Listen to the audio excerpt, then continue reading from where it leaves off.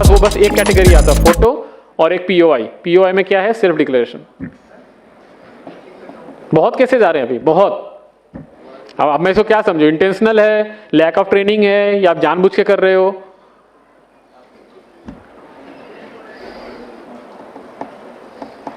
तो ये एक कॉमन सिनेरियोज थे, और जो मेरा एक्सपीरियंस था वो मैंने आपको शेयर किया है। इसके अलावा अगर आपके पास कुछ क्वेश्चंस है तो हम उसको डिस्कस करेंगे one by one. Data hold नहीं होता है, डेटा एमडीडी में होल्ड होता है। एमडीडी में टोटल 4 प्रोसेस है। आप सुनो, एमडीडी में टोटल 4 बैच के प्रोसेस चलते हैं, ठीक है? उस 4 बैच के प्रोसेस में 4 ऑटोमेटिक है और 4 मैनुअल है। अगर किसी जगह पे वो सस्पिशियस लगा सिस्टम को, लेकिन जो मैनुअली जो चेक कर रहा है उसको लगा कि नहीं, तो वहां पे आपके पास वो जो चेक करोगे तो दिखेगा डेटा होल्ड पे। क्यों? क्योंकि वो मल्टीपल टाइम वो रिप्रोसेस हो रहा है।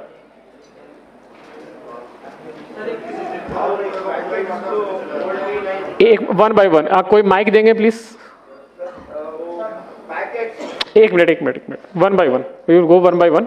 आप पहले हाथ उठाइए, उसके बाद माइक लीजिए, उसके बाद बोलिए। मेरे पास आवाज नहीं आ रही है यहाँ पे।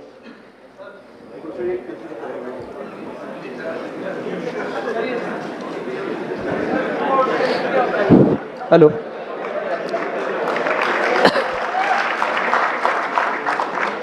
हाँ बताइए sir. Please maintain silence, please maintain silence first.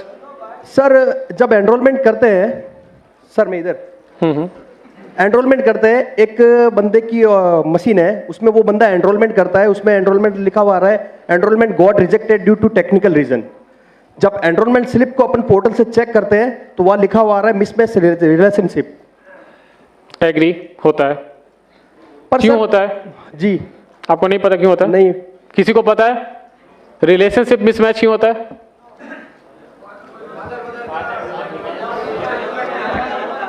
बता दिया आंसर।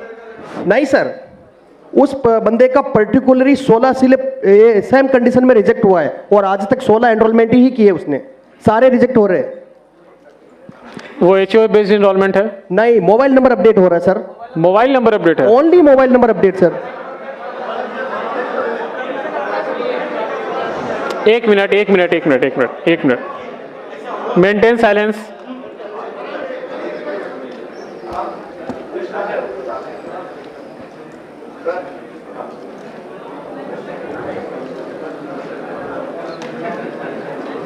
देखो मेरे पास 2 ऑप्शन है, या तो मैं क्वेश्चन आंसर करूं और नहीं तो आप बोल लो, मैं जाता हूं।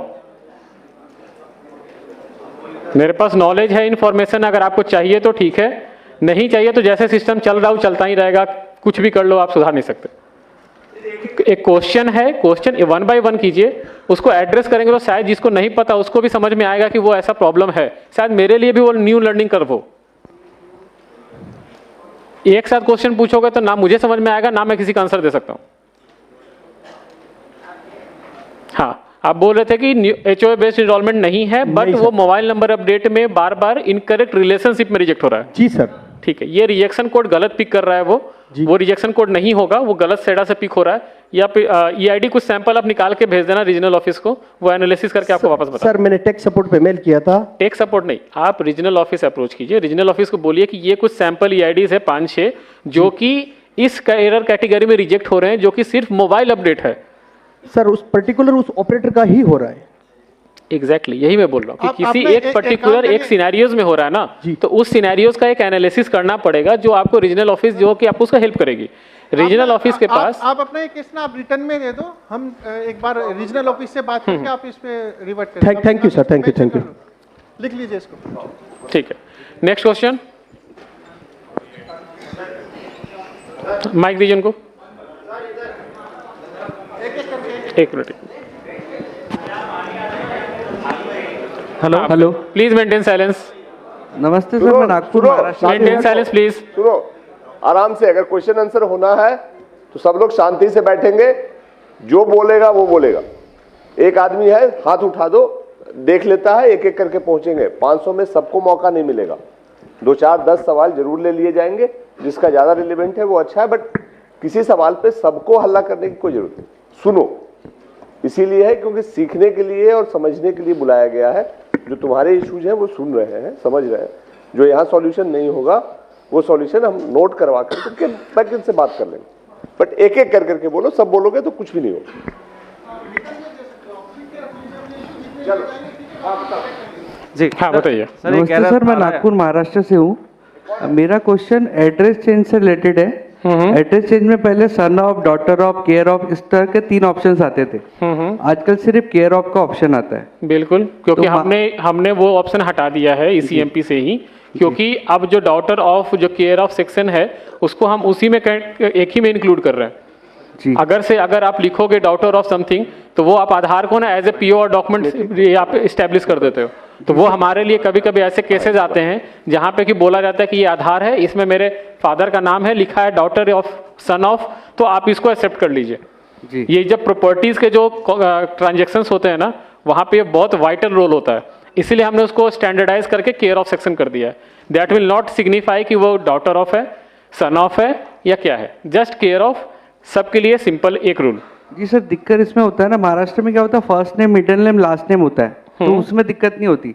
कुछ लोग MP साइड से आते हैं, उसका नाम होता है अशोक कुमार और पिता का नाम होता है मुकेश कुमार।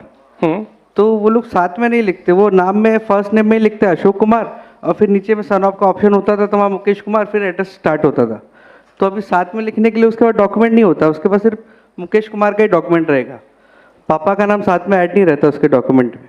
नहीं, तो आप केयर ऑफ सेक्शन में ही उसको डाल दीजिए ना। मेरे पास तो रेस्पेक्टिव डॉक्यूमेंट आ गया ना उसका। जी जी, उनको क्यों चाहिए कि वो सन ऑफ ही लिखवाएं अपने आधार पे? तो क्योंकि वो नाम के साथ ऐड नहीं होता ना उनके पापा का नाम, वो साथ में सिर्फ फर्स्ट नेम और कुमार ऐड करवाते हैं बस। एग्जैक्टली वही मैं बोलना चाह रहा हूँ कि जो रेसिडेंट के इस पॉइंट ऑफ व्यू से सोच रहे हैं, आप आधार के पॉइंट ऑफ व्यू से सोचिए कि अगर मैंने ये लीनियंसी दी, तो कल को कोई भी जो नेम अपडेट होता है, वो नेम अपडेट भी कोई एक ID प्रूफ दिखा के वो कर लेगा।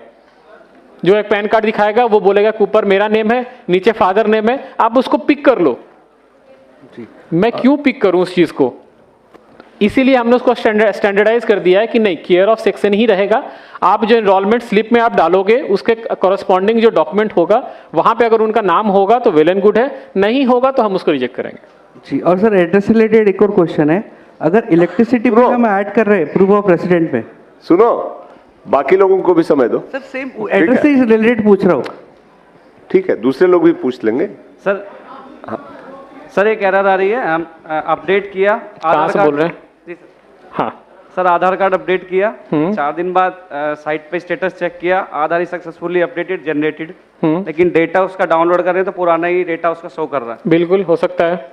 आधार अपडेट होने के बाद जो मैंने FMS तक आपको फ्रॉड मैनेजमेंट सिस्टम तक समझाया था, उसके बाद एक प्रोसेस होता है UID पिकर। UID पिकर में क्या होता है कि अगर न्यू इनरोलमेंट है तो एक 12 नंबर का रैंडम जो डिजिट है वो पिक करके उसके साथ एसोसिएट होगा, या फिर अगर अपडेट है तो उस नंबर के साथ उसको लिंक करके आधार जनरेट किया जाता है, जो कि बाद में XML फाइल जनरेट होता है। आधार आपका अपडेट हो गया है, लेकिन जब तक XML फाइल जनरेट नहीं होगा तब तक आप उसको डाउनलोड नहीं कर सकते। XML फाइल इज बेसिकली जो आपका लुक एंड फील होता है ना, जो आप डाउनलोड करते हैं, उसको XML फाइल बोलते हैं। तो वो जब होगा तो फिर आप उसको डाउनलोड कर सकते हैं। 1 मिनट, कहाँ से? हाँ बताइए। वो कुछ बोलना चाह रहा था। हाँ बताओ। हाँ इधर।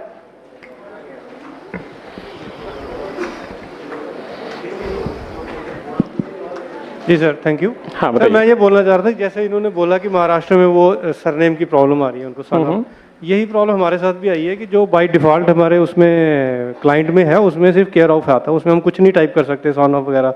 जैसे हम उसमें स्लैश टाइप करते हैं उसको नहीं लेता है वो, लेकिन यही अगर हम ऑनलाइन करता है कोई तो उसमें वो ले लेता है। लोग हमारे पास आते हैं कि हमने उनको रिफ्यूज़ किया, हमने उनको बेवकूफ़ बनाया, लेकिन उन्होंने खुद किया या किसी और से ऑनलाइन करवाया उन्होंने, तो वो उनका बन के भी आ गया। ठीक है, वैलिड पॉइंट नोटेड, हम देखेंगे इस पे, वैलिड पॉइंट है। हमारे टीम से कोई इस पॉइंट को नोट कर लीजिएगा कि ECMP क्लाइंट में ऑप्शन नहीं आ रहा है, SSUP में ही ऑप्शन है। Next question, 1 by 1।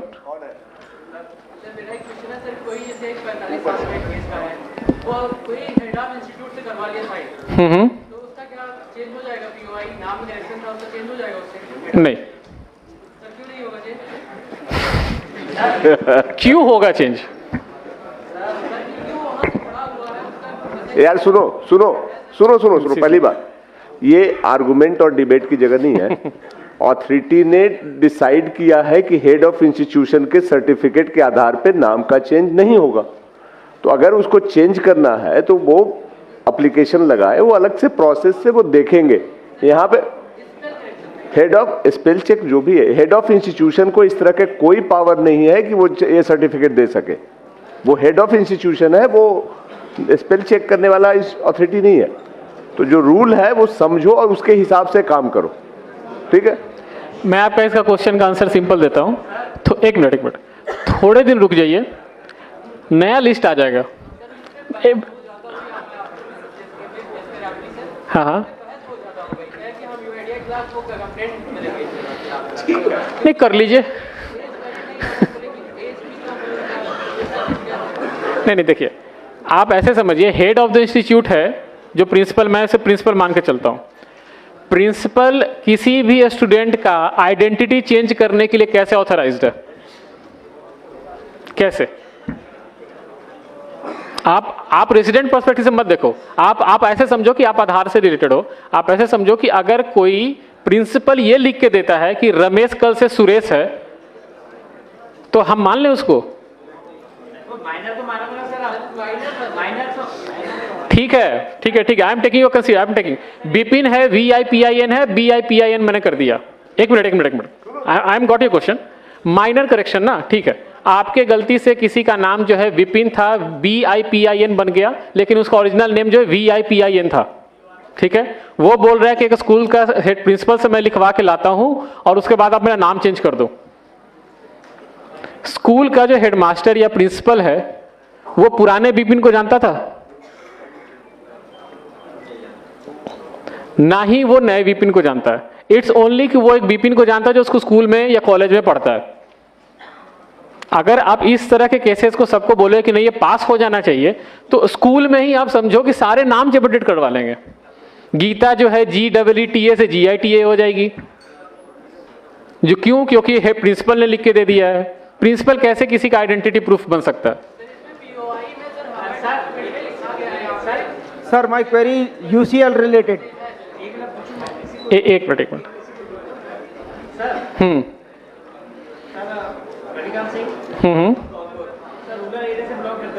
हाँ बताइए। बच्चा 6 क्लास में पढ़ रहा है सर, ठीक है। ऐसे पर उसके आधार में रिकॉर्ड है PRABIN, ठीक है सर। डेट ऑफ बर्थ उसकी जो भी है एज पर स्कूल रिकॉर्ड है, उसका नाम है PRAGWN, ठीक है सर। अब ये बताओ उसको किसके बिहाफ पे हम चेंज कर सकते हैं सर? तो आपने पहले वो नाम पे क्यों आधार बनवाया? क्या सर? आपने पहले उस नाम पे आधार क्यों बनवाया? बच्चे अब वही तो कह रहे सर, आधार पैन नहीं, सिंपल सॉल्यूशन है। आप RGI जाइए, बर्थ सर्टिफिकेट अपडेट करवाइए, इजी प्रोसेस है। बर्थ सर्टिफिकेट अपडेट करवाइए, हमें भी दे दीजिए, हम बर्थ सर्टिफिकेट बेसिस पे आपको तुरंत अपडेट कर देंगे। RGI जो ये गवर्नमेंट बॉडीज होती है, they are authorised to act as a POI। Principal headmaster नहीं ऑथराइज्ड हैं POI को प्रूफ करने के लिए। यार सुनो,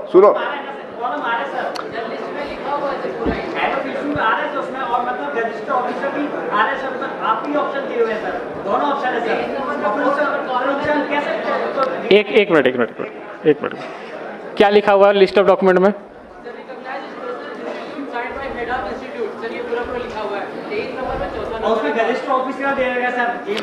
हमने, हाँ ठीक है। अब आप बोल रहे हो प्रिंसिपल का, मुझे पता कैसे चलेगा कोई प्रिंसिपल ग्रुप A ऑफिसर है? ग्रुप A ऑफिसर है, मुझे कैसे पता चलेगा? क्या होता है सर? लेक्चरर तो गेजिस्ट ऑफिसर नहीं होता। आपके गांव में होता होगा। आप ऐसे समझो, आपको मैं बता रहा हूँ, IIT जानते हो ना आप लोग? IIT का जो प्रोफेसर होता है ना, वो ग्रुप A ऑफिसर नहीं होता। आप देखो, आप रेसिडेंट पर्सपेक्टिव से जो क्वेश्चन पूछ रहे हो ना, आप मेरे पर्सपेक्टिव से देखो कि अगर मेरे पास ना ऐसे करोड़ों सिनेरियोज होते हैं, अगर मैं ऐसे सिनेरियोज पिक करके मैं पैकेट पास करूं ना, तो ऐसे n नंबर ऑफ केसेस और बनेंगे। नहीं हमको डिक्लाइन करने का एक प्रॉपर रीजन तो दीजिए कि हम उनको ये बोल सके इस वजह से हम नहीं बना रहे इनको। आप रेगुलर POI डॉक्यूमेंट लेके नहीं सी बनाना नहीं है सर। आप देखिए, न्यू इनरोलमेंट जो है, आप सुनो, मेरा नाम XYZ था, ठीक है। XYZ मेरा नाम आधार में बन गया, ठीक है, XYZ आधार में नाम बन गया, अब मुझे उसको XYA करवाना है, ठीक है। आप कोई भी रेगुलर POI डॉक्यूमेंट ले आइए, हम उसे अपडेट कर देंगे, लेकिन ऐसे डॉक्यूमेंट लेके मत आइए जो कि किसी का डिक्लेयर्ड होगा। अब एक सवाल इधर से ले रहे हैं। एक minute sir my query UC maintain silence first. हाँ सर बताइए। Sir maximum time of update 3 महीने 4 महीने तक होल्ड में रहता है और उसके बाद में अंडर प्रोसेस ही लिखा हुआ आता है, भले ही हमने केवल मोबाइल नंबर अपडेट किया हो। एग्री होता है। तो कोई सॉल्यूशन इसके लिए देखिए, ये जो है ये कोई इंटेंशनल प्रॉब्लम नहीं है। ये क्या होता है ना कि जब आप कोई भी आधार को अपडेट करते हैं, आप वहाँ पे बताते हैं कि मोबाइल नंबर अपडेट है, लेकिन जो प्रोसेस है पूरा अपडेट होने का, वो प्रोसेस तो वो ट्रैवल करेगा। उसके बीच में कहीं पे भी उस पैकेट का स्ट्रक्चर खराब हो गया ड्यू टू टेक्निकल रीजंस, मैं मतलब टेक सेंटर में कुछ हुआ, हमने ECMP क्लाइंट वर्जन अपडेट कर दिया या फिर कुछ ऐसे कुछ अपडेट आ गए, इसकी वजह से क्या होता है कि उसका रैंडम में बीच रास्ते में उसका पैकेट का स्ट्रक्चर खराब हो जाता है। वो उसको बार बार रिकॉल करता रहेगा कि पुराने वाले आइडेंटिटी पे, कभी कभी पास कर जाता है, कभी कभी वो अंडर प्रोसेस अटक जाता है। कभी कभी ये भी होता है कि आप ECMP से डालिए, वो अंडर प्रोसेस है, SSUP से डालिए, वो पास पहले निकल जाता है। कई बार कस्टमर के पास में रिजेक्ट का मैसेज आता है और जब डाउनलोड करते हैं तो सही से डाउनलोड हो जाता है। हाँ बिल्कुल, वो देखिए हमने क्या बोला कि हमारा जो सेडा सिस्टम है, सेडा सिस्टम पे हमने अपडेट कर दिया, जो पोर्टल है या रेसिडेंट को जो मैसेज जा रहा है वहाँ अपडेट नहीं हुआ, लेकिन जो उसका XML फाइल है वो जनरेट हो गया। उस केस में उसका आधार अपडेट हो चुका है, वो डाउनलोड कर सकते हैं, लेकिन जो पोर्टल जो आप बात कर रहे हो अंडर प्रोसेस है, वो वहाँ पे अपडेट नहीं हुआ है। सर एक चीज, ये वाइस वर्सा भी हो सकता है। ECMP में पैकेट को चेक किया जा सकता है, जबकि UCL में हम चाहते हैं कि लास्ट में सबमिट करने से पहले एक बार हम पूरा व्यू करके देख लें कि हमने डाटा सही से अपडेट सही से डाटा डाला नहीं। सबमिट से पहले एक व्यू का ऑप्शन हो, रिव्यू का, तो उसमें सारी चीजें एक साथ दिख जाएं, उसके बाद सबमिट हो। Valid point. टीम प्लीज इस पॉइंट को भी लिख लीजिए कि UCL में अगर UCL में जैसे ECMP में दिखता है वैसे UCL में भी ऑप्शन होना चाहिए समराइज सबमिट करने से पहले, कि एक बार ऑपरेटर जो है चेक कर सकें कि इस इंफॉर्मेशन को डाला वो सही है या नहीं। वैलिड पॉइंट है, टीम इस पर नोट कर लीजिए। Thank you. एक सर लैंग्वेज चेंज का ऑप्शन नहीं होता यदि किसी UCL में यदि हमें किसी महाराष्ट्र वाले का डाटा अपडेट करना है, एड्रेस अपडेट करना है, उसके बाद में वैलिड डॉक्यूमेंट भी है, लेकिन हम उसे हिंदी लैंग्वेज में कन्वर्ट नहीं कर सकते, और महाराष्ट्रियन हमको आती नहीं है, कन्नड़ हमको आती नहीं है, केवल हम इंग्लिश में उसका डाटा अपडेट कर सकते हैं, लेकिन हिंदी में उसमें लोकल लैंग्वेज में क्या आ रहा है ये हम नहीं जानते। लोकल लैंग्वेज चेंज करने का ऑप्शन भी होना चाहिए ताकि हम हिंदी में उसका एड्रेस अपडेट कर सकें जो उसके वैलिड डॉक्यूमेंट में है। ठीक है, आपका क्वेश्चन का आंसर देंगे तिवारी जी, एक बार जाकर उनको आंसर दीजिए। नेक्स्ट क्वेश्चन पूछिए, आप जाकर उनको इन पर्सन आंसर दीजिए। UCL क्लाइंट जो होता है ऑनलाइन चलता है और जो ECMP क्लाइंट होता है वो ऑफलाइन होता है। हम डेटा जो अपलोड करते हैं वो ऑनलाइन करते हैं, बट जो इनरोलमेंट न्यू या अपडेट करते हैं ऑफलाइन करते हैं ECMP क्लाइंट से। तो जो हमारा पहले आधार बन चुका है जिस लैंग्वेज में, उस लैंग्वेज को रेसिडेंट जब अपना थंब लगाता है तो डेटा फैच करके सिस्टम पर दिखाता है और उसी डेटा पे हम जो है अपना अपडेट करते हैं। तो हमारा ओल्ड डेटा ऑलरेडी जब सिस्टम में रखा हुआ है और हमारा ऑथेंटिकेशन करके वो भेज रहा है तो उसमें हम चेंज नहीं कर सकते हैं। आपको चेंज करने के लिए क्लाइंट के थ्रू अपलोड करेंगे तब जाकर चेंज होगा, क्योंकि आपका उसमें बायोमेट्रिक लिया जाएगा। UCL ऑनलाइन क्लाइंट चलता है। एक मिनट। UCL से रिलेटेड अगर क्वेश्चन है तिवारी जी, एक बार जाकर उनको इन पर्सन बताइए। दूसरा क्वेश्चन पूछिए कोई। एक minute, one at a time. Family है, उसके 5 मेंबर थे, तभी डॉक्यूमेंट अपडेट का ऑप्शन आया हुआ है। ठीक है, 1 मिनट साइलेंस प्लीज। मैंने उस फैमिली के 4 डॉक्यूमेंट अपडेट्स कर दिए। जो उनकी मदर है उनका जैसे ही मैं डॉक्यूमेंट अपडेट के लिए फिंगर लगाता हूँ आधार नंबर डाल के, तो सिस्टम हैंग हो जाता है। वो कम से कम 5 बार ट्राई कर चुका हूँ मैं 1 महीने के अंदर, 5 बार सेम प्रोसेस हुआ है। उस पर्टिकुलर उस रेसिडेंट के साथ ही हो रहा है? हाँ, उसी के साथ हो रहा है। बायोमेट्रिक लेने का टाइम होता है? हाँ, जैसे बायोमेट्रिक लिया आधार हाँ, किया। वो इसीलिए हो रहा होगा कि लास्ट टाइम जो उनका आधार बना होगा या अपडेट हुआ होगा, बायोमेट्रिक का स्कोर सही नहीं होगा और वो दोबारा जब आप अपडेट कर रहे हो तो बायोमेट्रिक मैच नहीं कर रहे, इसलिए सिस्टम आपको अलाउ नहीं करता है। उस रेसिडेंट का आप अलग से स्पेशल रिक्वेस्ट रेज कीजिए आरओ को, आरओ वहाँ पे बुला के उनको अपडेट करेंगे, आपसे नहीं होगा फिर। हाँ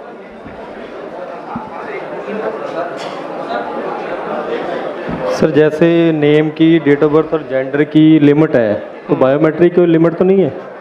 बायोमेट्रिक अपडेट करने की नहीं, यस, कोई लिमिट नहीं है। हाँ, ठीक है, जितनी बार चाहे करवा सकते हैं। Thank you. चलिए क्लोज कर सकते हैं। बाकी सब आशीष, बाकी सवाल आप लोग अपने अपने लिख के दे दीजिए, हम लोग कलेक्ट कर लेंगे। हमारे ऑफिसर्स यहाँ पे हैं, दे विल कलेक्ट। आप लिख आप लीजिए एक काम अपने कीजिए, सवाल। देखिए सबका क्वेश्चन तो मैं नहीं ले सकता हूँ, जो मोटा मोटी क्वेश्चन था और जो एरर था वो मैंने आपको समझा दिया। मेरे पास एक क्वेश्चन भी आया कि डेटा प्रोसेस एरर में क्यों रिजेक्ट होता है। मैंने अभी बताया आपको कि डेटा प्रोसेस और जो टेक्निकल एरर्स है ये इसलिए इसका नाम रखा गया क्योंकि इसका जो एग्जैक्ट डिटेल्स है वो अगर मैं आपको समझाऊं या रेसिडेंट को समझाऊं तो नहीं समझ में आएगा। आप एक काम कीजिए, आपके जो क्वेश्चंस हैं आप कंसोलिडेट करके सीएससी टीम लीडर्स को, मेंबर्स को दीजिए, वो एक बार उनके थ्रू हमारे पास आएगा, हम उसको एड्रेस करके आपके पास वापस भिजवा देंगे, ठीक है।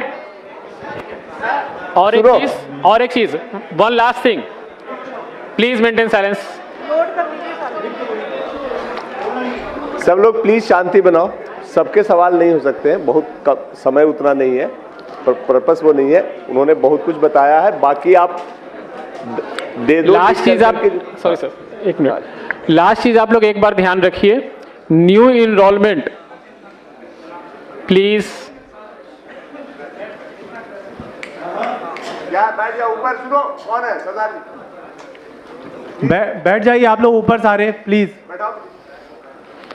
न्यू इनरोलमेंट जो मैंने पहले भी बोला था, मैं फिर से लास्ट में बोल रहा हूँ, न्यू इनरोलमेंट पे आप कोई लीनियंसी, कोई लिवरेज नहीं देंगे for the age group greater than 18 years. एक भी डॉक्यूमेंट में ओवरराइटिंग है, सस्पिशियस लग रहा है या कोई भी इशू आपके लेवल पे दिख रहा है, आप उसको एक्सेप्ट नहीं करेंगे, मेरे पास नहीं भेजेंगे आप उसको पैकेट को। हमारे पास स्ट्रिक्ट ऑर्डर है from ministry of home affairs on the new enrolment, आप इस चीज़ को सीरियसली लीजिएगा। न्यू इनरोलमेंट में अगर क्यूसी में पास होता है, क्यूसी विल बी पेनलाइज्ड, और इनरोलमेंट ऑपरेटर अगर हमें भेज रहा है वो भी पेनलाइज होंगे और ज़्यादा होंगे, क्योंकि अब जितने आधार बन गए हैं मैक्सिमम लोग आइडेंटिटी चेंज करवा रहे हैं, और आइडेंटिटी चेंज करने के लिए जो मैंने आपको बताया था स्टैंडर्ड सर्टिफिकेट मैक्सिमम लोग यूज़ कर रहे हैं। आप स्टैंडर्ड सर्टिफिकेट नहीं लोगे for the name change, gadget notification हो ना हो doesn't matter, standard certificate is not applicable. ये 2 पॉइंट आप ध्यान रखेंगे आगे से जब भी इनरोलमेंट या अपडेट कीजिएगा। Standard certificate for old POI और न्यू इनरोलमेंट में हर एक टैब्स में मुझे डॉक्यूमेंट चाहिए और वैलिड डॉक्यूमेंट चाहिए। क्लियर है? Yes, no? Okay, thank you and have a good day.